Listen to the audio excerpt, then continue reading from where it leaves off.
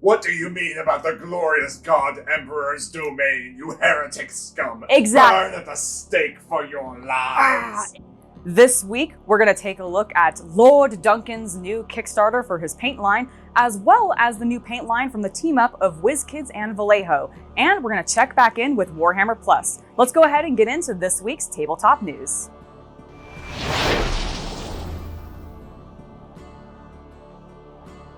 There wasn't a whole lot of news for Warhammer this week, but we do have a couple of pre-orders that I want to go over real quick.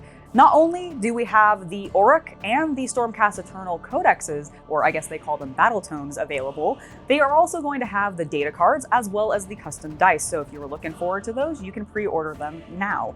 There are also some wonderful new miniatures available for both sections, including the Knight Judicator with his cute little gryph-hound puppers. This is, I think, one of the models that I might actually pick up from this, grouping of Age of Sigmar releases, because of all of them, he was one of my favorites. I just really liked his pose. I also like the dogs. They're really cool, and I think they'd be fun to paint. In addition, we've got the Stormstrike Chariot, which looks pretty rad, and the Master of Sacrosanct. Sacrosanct? Yes, I believe that is how it's pronounced. He also actually looks pretty cool, honestly, because he's on the gryph, he's on one of the big creatures, actually. He's got a mounted version and then an unmounted version. So that model also looks pretty darn rad. Now, those are the Stormcast Eternal models that we've got. Let's talk about my green boys, because these guys are getting my Orruks, my Kruelboyz are getting some new boys as well. And we're getting the Beast-skewer Killbow, which is that big, giant crossbow looking thing that they had. Yeah, the ballista. That's exactly the word I was looking for. It's that huge ballista. It looks really cool. I don't know. I think this one would be really fun to paint. I say that about a lot of the models, honestly, because a lot of them actually look really fun to paint. If you haven't noticed that, I have an obsession. But this one looks pretty darn cool. In addition, we're also getting the Breaka-boss on the Mirebrute. That was his name. The Mirebrute Troggoth, which is that giant troll guy, which looks really cool. Again, they're all really rad. I want to paint all of them. I haven't actually painted any of the trolls yet, and I do have a kit for them. Maybe I'll do that soon to sort of satisfy my need to, I want to pick this model up because I want to paint the troll, and also the Kruelboy on top is very cool. But I have a bunch of Kruelboys I can paint already. So if I just paint the trolls that I have separately, maybe it'll satisfy that, and then I don't have to buy this kit that I don't actually need for an army that I'm not actually running, but I just want to own it. But that is what we have for the Age of Sigmar side of the pre-orders. We also have a new Blood Bowl pre-order, which is really cool. And every time I see it, it tricks me and makes me think that it's for my Blood Bowl team, which are the Necromantic Horrors, but it's not. It's for the Dark Elf team. And the reason it confuses me is because it's all purple, and I just really associate that with my team because I base them off Dark Order, and so I used a lot of purple color tones, and so I just keep thinking Halloween, weirdly enough. But no, it's for the Dark Elf, so if you're a Dark Elf Blood Bowl player, you've got a new pitch coming up. You've also got some cards as well as some custom dice for you as well. So those are what we have for the Warhammer pre-orders. Now, let's go ahead and check in with Warhammer Plus. And I'm going to actually start with some positive stuff because I watched the additional 2 episodes of Hammer and Bolter, which one is called Death's Hand, and it's about an Inquisitor that basically is obsessed with his own doom, and he catches the attention of another Inquisitor group who knows him, and basically they're on the hunt for him. It's amazing. It has really good action scenes. I love the way that it concludes. I'm not going to spoil that for those of you that get to see it or anything like that, but I thought it was really good. It has some tarot cards in there, which I thought was a neat idea. Yes, the Emperor's Tarot. And I want them, if they haven't already done this, and if they need to do it recently and modernly, please release a set of those tarot cards. I would love that. I think that they have, but I think it's always been one of those limited editions. It's like you can only get it at the split second of a time, and more than likely scalpers got them. Copies, yeah, I think. Oh God, I would kill, not actually, but I would love to own one of those. I would also love to get a second copy so that I could gift them to one of my coworkers who absolutely loves tarot. I'm surprised they haven't licensed it. I'm really surprised they haven't either. GW, get on that, license those tarot cards from that episode. So that was one of the episodes. I thought it was great. We're going to talk about my favorite of the Hammer and Bolter episodes, though. Okay, bound for greatness. This animation was so cool to me. The story that it told was just really well written. It was perfectly terrifying. It is about an adept whose job it is to count books in the Great Library under the watchful eye of his prefect. Well, it's not just that. There's chaos involved, and Tzeentch is taking over. And that is as much as I'm going to say about it, because I want people to go and watch it or to find ways to do so, because it's fun. I thought it was great storytelling. I am sure that like stories like this Tzeentch story and the one with the Inquisitor have been told in the books, but they felt fresh compared especially to what we saw from Old Bale Eye, which I still think was the weakest of these animations, and I still question why it was that animation they went with to preview to people when, okay, I actually know the answer. Orcs are safe. Orcs are safe. They are safe, which is very funny to say, actually, because you really would, if you think about it, they really shouldn't be safe.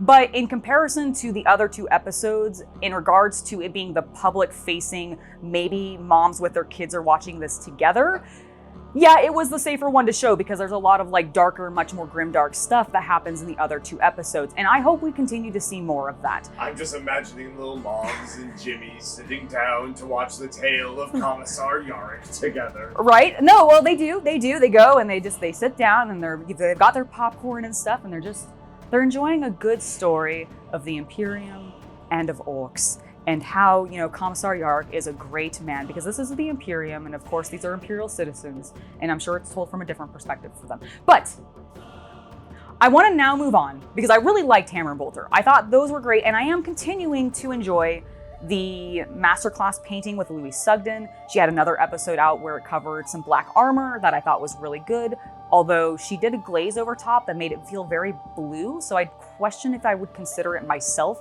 as black armor still, but regardless, the tutorial itself was fantastic. So I continue to like what she's coming out with. We have some issues though coming up with Warhammer Plus. And before I get into the show that I'm a little disappointed with, because I have a bit of a tirade to say about that, I wanted to talk about the fact that already Games Workshop has changed the release cadence for content on Warhammer Plus. Initially, it was said that there was going to be new content every Wednesday. It has now been changed to most Wednesdays. Now, I don't know if this has been clarified to mean that they aren't going to be releasing every single show every Wednesday, and it's just going to be like alternating. So some Wednesdays we may only get one thing, and other shows we may get other Wednesdays we might get multiple. I'm hoping it is Christmas on a Wednesday this year. Maybe they're trying to cover their Oh, ass maybe that's what they're doing. I hadn't even considered that. For like legal, for false advertisement reasons. Maybe, but they have changed the wording to be not every Wednesday. So that is a little concerning that it's been less than a month and they're already slowing down their content creation. Now let's talk about the Loremasters show. I'm going to start with some positives, because I actually think that the content, like the lore actually covered, because the first episode covered Abaddon the Despoiler, was very well delivered. The host did a fantastic job. He spoke very well. I actually liked listening to him, which was great.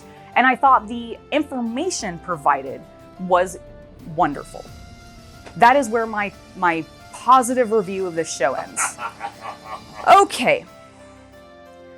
I know that Games Workshop has been trying to shed a little bit of the overly religious tones and some of the overly fascist tones of the 41st millennium, because... What do you mean about the glorious God Emperor's domain, you heretic scum? Exactly. Burn at the stake for your lies. Exactly. They're trying to tone that down, right? They're trying to tone that down. However, with the visual presentation of this show, the host was dressed in such a V for Vendetta fascist way. Like, he was in a normal black button-down shirt, which was not offensive or anything, but it was done all the way up. He was green screened, which was fine, but there was a drop shadow on it, which I understand you're trying to go edgy and grimdark, but the drop shadow, just don't do it. Just remove it. Most people that I see, and I watch a lot of YouTube and normal media that uses green screens, no one does the drop shadow. Just don't. I know you're edgy, but don't. And then we have to talk about the V-shaped background of black and red that made it look like we were just constantly getting lectured by Big Brother. Oh my God, why does he not have a set? Every other show with an actual person, Luis and the battle reports, have a set. Why couldn't he have a wall to stand in front of that you could change out the props for based off of whatever lore you're covering? Like, that just seems logical to me.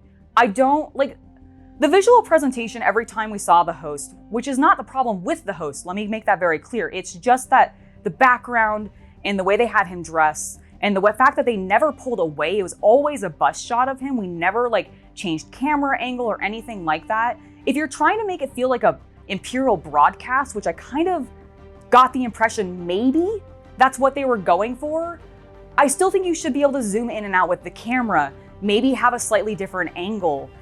And also give him a little bit of a character. Don't just make him some dude standing in a fully buttoned up shirt giving me some dialogue. Instead, make him a remembrancer or like someone from the Inquisition maybe. Like, do something where he gets a little bit of the 40K flavor back without having the heavy fascist flavor, and just do something cool, because like he could be an archivist and telling us tales because it's important, because he's a historian, which again, it would be a remembrancer. Just make him a remembrancer. Give his outfit a little bit more flavor. It doesn't have to be overt or really costumey, but just do something to make it feel less like we're getting a lecture from Big Brother. Okay, so that's not my only visual presentation problem. I actually also had a little bit of an issue with the imagery that they showed when they weren't showing our host, because it didn't always line up, honestly, with the stories. In one particular point, there was a moment where they were very much describing Ezekiel or Abaddon, and they had a picture up of Horus, and there was no name bar or any indicator that this is not Abaddon. And if you didn't know who these characters were, I'm not sure that you as a new player or new person to this app would know that. So I do wish there was a little bit, like, I know there was the wolf cloak. I know there are key iconography, like there's key iconography on Abaddon and Horus to very easily separate them and make them clear who they are. But if you are brand new, you're fresh and you're like, oh cool, I don't actually know a lot about 40K. Abaddon is somebody I've been interested in looking into. Maybe Black Legion is the army that they're wanting to pick up, and they want to go to the direct source, Games Workshop, to find out about this character. Label some of your photos to identify what the heck is going on. If you are not going to find additional photos or artwork to use to further fill in some of the stories. And on that note, you are a miniature company, Games Workshop. Why on earth were you not using some of the, I'm sure, thousands of painted up Games Workshop miniatures that you own, the 40K and the 30K ones from Forge World, to, instead of showing random battles or having it not be fully associated, instead recreate scenes like you do all of your previews for product for when you're marketing to us to sell, and put it into your lore videos. That would, one, make you stand out so much more than any other lore video out there, because you right now are competing with a lot of great YouTubers who do fantastic lore videos. And frankly, this does not stand up to them. Like, I would much rather go and watch any of those people on YouTube than necessarily go and watch your Loremasters show, because right now you're doing nothing new. The visual presentation of your product is not offensive, but just like, I don't like it. Like, I just don't like it. I wasn't wowed by it at all. I really don't have an inclination to want to watch it again. I really hope that they change things. And it looks especially bad considering this, I think, was supposed to potentially be out along with the initial launch, and it was delayed, or just, it wasn't out at the same time. So it feels like it was already pushed back once, and then the presentation was just lackluster to me. So I have some major concerns about it. I'm gonna keep going with Warhammer Plus to keep seeing how they change it, how it adapts, what the cadence of content actually turns into, and whether or not it is a thing where we don't get something every Wednesday, or it's just we get a few things and not everything. But we'll see how it goes. Let me know down in the comments what your continued feelings are. Have you bought it? Have you not? Have you just been pirating it? Let me know, and we'll talk about it in the comments. All right, that was a lot of negativity. So here is a cat. This is Jack. He's feeling better and he is lovely and he's a soft boy and mwah, you're so good. Yes, yes you are. Now, let's get back to the news. Have you backed Duncan Rhodes' new Kickstarter for his brand new paint line, the Duncan Rhodes Academy 2 Thin Coats Paints? Because it's kind of a little bit of a weird titling, honestly, and it's a little bit of a tongue twister for me. It's an isekai anime. It is, oh my god, I love it. Okay, so he has a new Kickstarter out that has already hit 1 million in how much he's made, which is fantastic. All of the stretch goals have been hit already. And we're getting some new paints, which always is very exciting for hobbyists because we always like to try out new paints, right? In fact, I am so excited that I did go ahead and back the Kickstarter to make sure that I got one of every paint. And I'll be getting all the stretch goals, so I'll even have some cool minis to paint. Oh my god, I think one of them is actually Duncan, and I can't remember the other gentleman that does this with him at the moment on the top of my head because I'm a bad YouTuber. But we're getting miniatures of both of them, so I'll probably paint those up or something. That might be something I actually do on the channel. I don't know. Let me know what you think in the comments. But let's go ahead and actually talk about what the Kickstarter is and what you're actually getting instead of me just going, it's really cool and it's already been funded.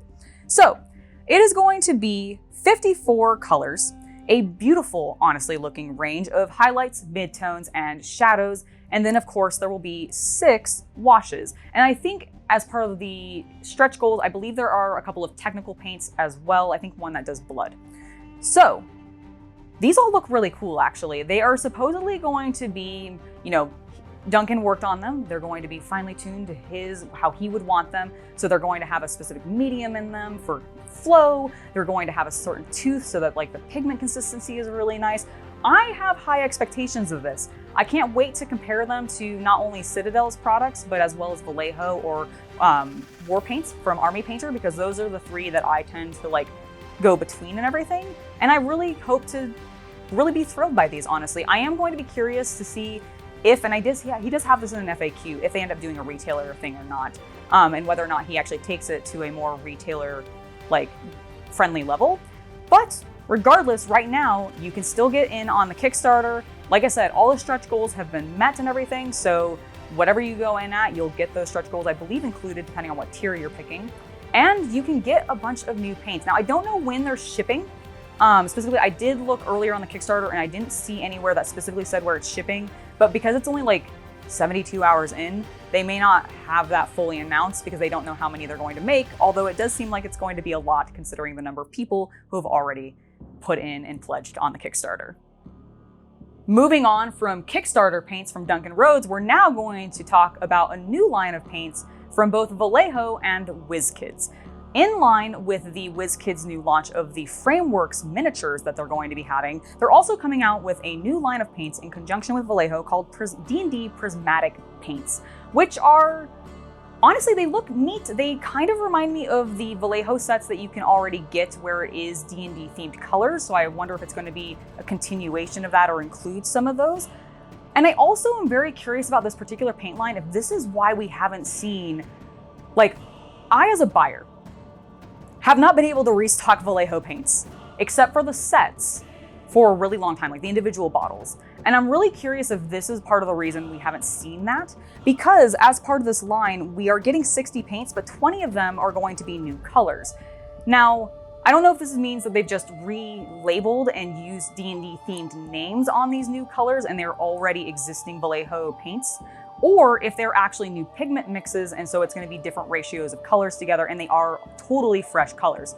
I find that probably unlikely because paints have been around forever and you can get a lot of these colors very one-to-one with each other. They just give them different names, but we'll see how it ends up going. I'm pretty hyped for this paint line. I know my friendly local game store will be bringing it in, so I'll definitely be testing this out along with the Duncan paints. All right, that has been this week in hobby news. I have been Angela and you have been watching Hobby Night. Thank you guys so much for being here, and I wanted to give an extra special thank you to my patrons for supporting us and making it so we can continue to make content like this. You guys are awesome, and I thank you so much. Make sure to tell me all about how you guys are feeling about this week's episode in the comments below, and if you haven't already, please go check out the orc terrain video, the two-parter that I did this past week and the last week. I'm super proud of it, and I'm really happy with how it turned out, so make sure to check out that video. Anyways, I'll see you guys next week for another hobby video and some more news. Bye!